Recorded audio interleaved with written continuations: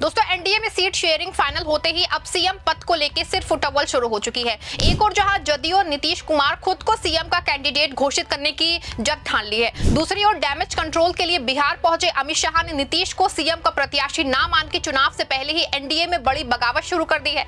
ऐसे में जदयू के बाद अब बीजेपी में धड़ाधड़ इस्तीफों का जो है वो दौर शुरू हो गया है। आपको बता दें कि बड़ी खबर निकल के सामने आ रही है कि बीजेपी के विधायक और कार्यकर्ता खुलेआम अमित शाह के सामने इस्तीफा दे रहे हैं और इसको लेकर दिल्ली से पटना तक हड़कंप मचा हुआ है। तो बिहार चुनाव से पहले काफी बड़े झटके एनडीए को लगते हुए नजर आ रहे हैं, मोदी सरकार को लगते हुए नजर आ रहे हैं। अब खबर ये सामने निकल के आ रही है कि किस तरह से गृह मंत्री अमित शाह के सामने धड़ाधड़ इस्तीफों की बौछार होती हुई नजर आ रही है। दोस्तों अब दावा यह किया जा रहा है कि मोदी जी की कुर्सी बिहार चुनाव की वजह से पूरी तरह से फंसी हुई है।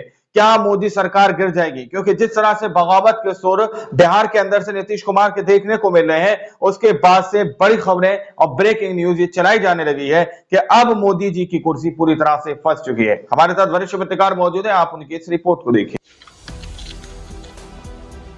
नमस्कार, आप देख रहे हैं 4 PM और मैं हूं आपके साथ सिमरन। दोस्तों एनडीए में सीट शेयरिंग फाइनल होते ही अब सीएम पद को लेकर सिर्फ उटावल शुरू हो चुकी है। एक और जहां जदयू और नीतीश कुमार खुद को सीएम का कैंडिडेट घोषित करने की जद ठान ली है, दूसरी ओर डैमेज कंट्रोल के लिए बिहार पहुंचे अमित शाह ने नीतीश को सीएम का प्रत्याशी ना मान के चुनाव से पहले ही एनडीए में बड़ी बगावत शुरू कर दी है। ऐसे में जदयू के बाद अब बीजेपी में धड़ाधड़ इस्तीफों का जो है वो दौर शुरू हो गया है। आपको बता दें कि बड़ी खबर निकल के सामने आ रही है कि बीजेपी के विधायक और कार्यकर्ता खुलेआम अमित शाह के सामने इस्तीफा दे रहे हैं और इसको लेकर दिल्ली से पटना इस्तीफा दे रहे हैं। हुआ है। साथ ही जहां एक और नीतीश बाबू सीएम का चेहरा ना घोषित होने से दोबारा कोप भवन में पहुंच गए हैं, तो चुनाव से पहले ही एनडीए के टूटने के आसार नजर आने लगे हैं और सीधे सूट-बूट वाले पीएम साहब की कुर्सी ही फंस गई है। कैसे एनडीए के सीएम फेस को लेकर भयंकर हंगामा मचा हुआ है, कैसे जदयू के बाद बीजेपी में धड़ाधड़ इस्तीफों का दौर शुरू हो गया है, ये मैं आपको अपनी 8 मिनट की रिपोर्ट में बताने वाली हूँ। दोस्तों बिहार चुनाव में एनडीए के दो घटक दल बीजेपी और जदयू में चुनाव से पहले ही सांप सीढ़ी का खेल शुरू हो चुका है। एक और जहां नीतीश कुमार बीजेपी पे बुरी तरह से फायर है, अपनी पार्टी में मोदी लॉबी को बुला के तगड़ी वाली लताड़ लगा चुके हैं और साफ शब्दों में ऐलान कर दिया है कि बिहार में बीजेपी की दादागिरी नहीं चलेगी। उन्होंने ना सिर्फ जदयू की 5 परंपरागत सीटों पे सीधे अपने प्रत्याशी उतार दिए थे, बल्कि ये बात भी जदयू में मोदी लॉबी के नेताओं को साफ तौर पे समझा दिया था कि अगर सीटें बराबर हैं तो ये बात भी बिल्कुल साफ होनी चाहिए कि सीएम का चेहरा नीतीश कुमार ही होंगे। आपको बता दें कि जदयू में मोदी नीतीश कुमार ही होंगे सीएम का चेहरा, जो अभी तक क्लियर नहीं हुआ है। नेता हैं जो जदयू से ज्यादा बीजेपी के करीबी माने जाते हैं और इन्हीं नेताओं को सीट शेयरिंग की जिम्मेदारी दी गई थी। लेकिन जब जदयू की कई परंपरागत सीटें हट गईं तो नीतीश कुमार ना सिर्फ भड़के बल्कि अपना फरमान सुना के वो कोप भवन में चले गए, जैसा कि हर बार चले ही जाते रहे हैं। लेकिन इस बार शायद बीजेपी उनको मनाने के मूड में नहीं है, क्योंकि पीएम साहब के चाणक्य ने बिहार पहुंचते ही वो धमाका किया है कि जदयू की सिट्टी पिट्टी गुम है। खबर देखिए, खबर मौजूद है। खबर की हेडलाइन में साफ साफ लिखा है, चुनाव के बाद विधायक दल तय करेगा बिहार का सीएम, नीतीश कुमार को मुख्यमंत्री बनाने के सवाल पे बोले अमित शाह। जैसा कि खबर के हेडलाइन से साफ है दोस्तों कि अमित शाह ने 2 टूक कह दिया है कि बिहार में सीएम को चेहरा जो है फिलहाल नीतीश कुमार नहीं है। बता दें आपको, ऐसे में जदयू को जोर का झटका लगा है, पूरी पार्टी में हड़कंप मचा है और ये बात सही भी है कि जिस गठबंधन के पास 20 साल फुल एक्सपीरियंस सीएम है और बिहार में सबसे बड़ी जनाधार का नेता है, उसको सीएम का प्रत्याशी अगर बीजेपी नहीं बना रही है तो ये बात साफ है कि रार और तकरार भयंकर वाली होनी तय है। आपको बता दें कि जैसे अमित शाह का ऐलान हुआ है, रार और तकरार भयंकर वाली होना तय है। हो चुका है।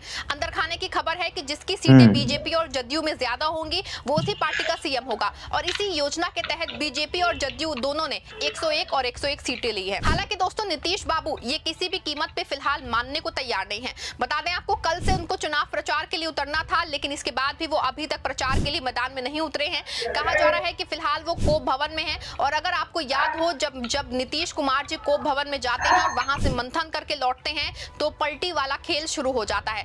ऐसे में हर और एक बार पलटी वाला खेल शुरू हो जाता है। हो गया है कि क्या नीतीश बाबू चुनाव से पहले ही पाला बदल सकते हैं या फिर चुनाव के बाद नंबर आने पे गेम करेंगे। हालांकि अंदर खाने की रिपोर्ट है कि नीतीश कुमार फिलहाल एक बार फिर से सीट को जो है नंबर बढ़ाने के लिए पूरी ताकत झोंकने की तैयारी में है। हाँ, इतनी बात जरूर समझ में आई है कि अभी एनडीए के साथ नीतीश कुमार मंच साझा करेंगे या नहीं, इसको लेके सस्पेंस बना हुआ है, क्योंकि जदयू और नीतीश कुमार को मानना है कि अगर सीट ज्यादा जीतने से ही खेल हो सकता है, सीट ज्यादा जिता के ही दिखाया। लेकिन आपको बता दें कि जदयू और नीतीश के एनडीए के मंच साझा ना करने के दावों से हड़कंप मचा है। और अभी तक जिस जदयू में अचानक इस्तीफों की झड़ी लगी है, अब जैसे ही अमित शाह बिहार पहुंचे हैं तो वही काम बीजेपी में शुरू हो गया है।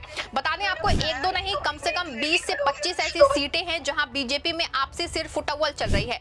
बता दें बीजेपी में सीट बंटवारे को लेकर पहले ही केंद्रीय मंत्री गिरिराज सिंह ने कड़ी चेतावनी दी है और सीधे केंद्रीय नेतृत्व को चुनौती दे डाली है कि चुनाव जितना आसान समझ रहे हैं उतना है नहीं। साथ ही गिरिराज सिंह ने उतना है नहीं जितना आसान समझा जा रहा है, जिसमें विपक्ष को बड़ी जीत मिली थी। सिर्फ गिरिराज सिंह ही नहीं, आरके सिंह और अश्वनी चौबे जैसे बड़े नेताओं ने भी बीजेपी के खिलाफ कड़ा बयान दिया है। इसके साथ ही दोस्तों बीजेपी के वरिष्ठ नेता और पीर पैंती के विधायक जो है ललन पासवान ने टिकट कटने से नाराज होकर के बुधवार की देर रात पार्टी की प्राथमिकता सदस्यता से इस्तीफा दे दिया है। पार्टी ने जो है इस बार पीर पैंती सुरक्षित सीट से मुरारी पासवान को उम्मीदवार बनाया है। इससे आहत ललन पासवान ने अपने त्यागपत्र में लिखा कि उनकी भाजपा के साथ यात्रा समाप्त हो गई है। उन्होंने कहा कि वरिष्ठ नेताओं द्वारा मिले निर्देशों का पालन करते हुए उन्होंने पार्टी के लिए जो भी किया है उसे वो कृतज्ञता के रूप में मानते हैं, लेकिन अब उन्हें लगता है कि भाजपा को एक मुखर दलित नेतृत्व की जरूरत नहीं रही, इसलिए वो पार्टी की सीमाओं से ऊपर उठ के बाबा साहेब डॉक्टर भीमराव अंबेडकर के आदर्शों पे काम करना चाहते हैं। इसी के अलावा दोस्तों अश्वनी चौबे के बेटे अर्जित चौबे ने भी निर्दलीय चुनाव लड़ने का ऐलान कर दिया है। खबर है कि ये भी है दोस्तों कि प्रशांत किशोर की पार्टी जनसुराज से चुनाव लड़ सकते हैं। छपरा की हाई प्रोफाइल सीट की दोस्तों बात की जाए तो खेसारी यादव की पत्नी चंदा जिन छोटी कुमारी से टक्कर होने जा रही है उसमें सबसे रोचक ये है कि छोटी कुमारी को सीएन गुप्ता का टिकट काट के मैदान में उतारा गया है और अब सीएन गुप्ता सरेआम विरोध में इस्तीफा दे रहे हैं और निर्दलीय प्रत्याशी के रूप में अपना नामांकन दाखिल कर दिया है। आपको बता दें कि बीजेपी की बगावत का सिलसिला सिर्फ यही नहीं रुका है, बल्कि गोपालगंज की सदर सीट पे भी बड़ी बगावत सामने आई है। आपको बता दें यहाँ 20 साल से बीजेपी की जुड़ी और मौजूदा विधायक कुसुम देवी का बीजेपी से टिकट काट दिया है। जैसे कि खबर कुसुम देवी तक पहुंचा है, कुसुम देवी फूट फूट के रो पड़ी हैं, लेकिन अब खबर आ रही है कि वो जनसुराज या फिर निर्दलीय प्रत्याशी के रूप में चुनाव लड़ सकती हैं। बरौली विधानसभा क्षेत्र से 5 बार के विधायक व वरिष्ठ भाजपा नेता राम प्रवेश राय ने पार्टी से टिकट कटने के बाद बगावती तेवर अपना लिया है। गुरुवार को उन्होंने भाजपा से इस्तीफा देकर निर्दलीय प्रत्याशी के रूप में अपना नामांकन पत्र दाखिल किया है।